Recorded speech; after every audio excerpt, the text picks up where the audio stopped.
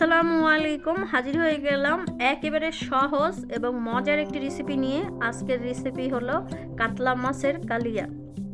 এই রেসিপিটা এতই সহজ এবং খুবই মজার।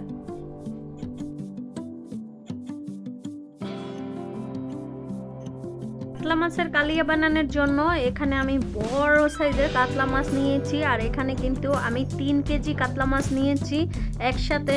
তো কাতলা মাছগুলো আমি বড় বড় করে পিস করে ভালো করে ধুয়ে পানিটা ঝরিয়ে নিয়েছি। আর এর ভিতরে আমি দিয়ে দিলাম 1 চা চামচ হলুদের গুঁড়া, 1 চা চামচ মরিচের গুঁড়া, আর দিয়ে দিলাম স্বাদ মতো লবণ।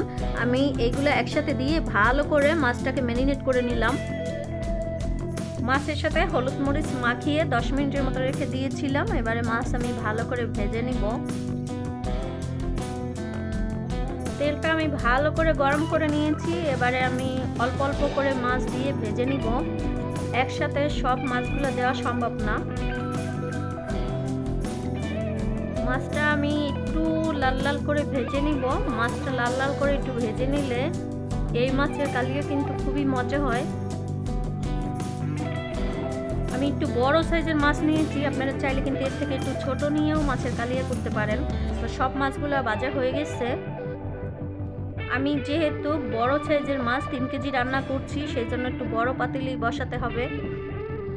তো এখানে আমি 1 কাপের মতো তেল আর 1 কাপের মতো পেস্ট কাটা দিয়ে দিলাম।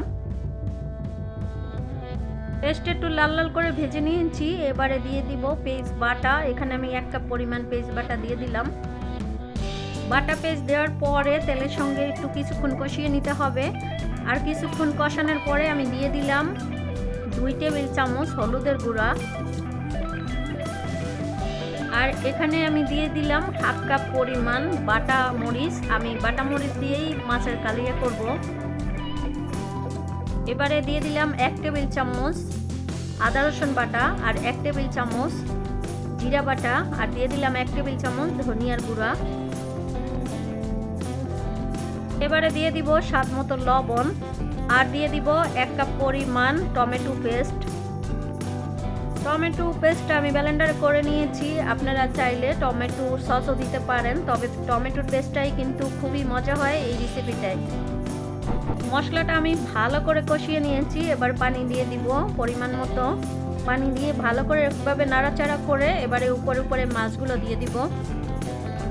এই রেসিপিটা করার সময় সবাই একটা জিনিস সবসময় মাথায় রাখবেন, যখনই এই রেসিপি বানাবেন তবে এই রেসিপির মশলাটা কিন্তু অনেক সময় নিয়ে ভালোভাবে কষিয়ে নেবেন। মশলাটা যত বেশি কষাবেন ততই কিন্তু এই রেসিপিটা খেতে মজা হবে, আর মশলা কম কষালে কিন্তু অতটা মজা পাবেন না। সম্পূর্ণ মাছগুলো দেওয়ার পরে আমি একটু ঢেকে দিয়েছিলাম। এবারে দিয়ে দিব উপর দিয়ে ধনিয়া পাতা। আমি এটা দেশি ধনিয়া পাতা ব্যবহার করতেছি, আপনারা চাইলে সবসময় যে ধনিয়া পাতা পাওয়া যায় সেটাও দিতে পারেন। ধনিয়া পাতা দেওয়ার পরে কিছুক্ষণ চুলায় রেখে দিতে হবে, জাল করে নিতে হবে। এই রেসিপিটা অনেক বেশি স্বাদ বাড়ানোর জন্য আমি একটি মশলা দিব। এখানে যে মশলাটা আমি বানিয়েছি সেটা হলো 2 চা চামচ জিরা, 1 টেবিল চামচ পেঁয়াজ কুচি, 3টা এলাচ, 1 টুকরা দারচিনি, 1টি রসুন দিয়ে আমি তেলে ভালো করে ভেজে নিয়েছি। ভাজার পরে আমি পাটায় বেটে নিয়েছি। এবারে এই মশলাটা আমি দিয়ে দিব। তবে এই মশলাটা কিন্তু মাছ উঠানোর কিছুক্ষণ আগে আগে দিতে হবে। এই 10 থেকে 12 মিনিট আগে এই মশলাটা ব্যবহার করতে হবে। মশলাটা আমি দিয়ে দিয়েছি। এবার 10 থেকে 12 মিনিট আমি জাল করে নিব। 10 থেকে 12 মিনিট জাল করে নিয়েছি। এবার চুলাটা আমি অফ করে দিয়েছি। আমি ঝোল ঝোল করব। লাস্টে আমি যেই মশলাটা দিয়েছি এই মশলাটা আপনাদের দিতেই হবে এই রেসিপিটা করতে গেলে। এই রেসিপিটা যে এভাবে রান্না করলে এত মজা আপনাদেরকে বলে বোঝাতে পারবো না। আপনারা একবারের জন্য হলেও ট্রাই করবেন।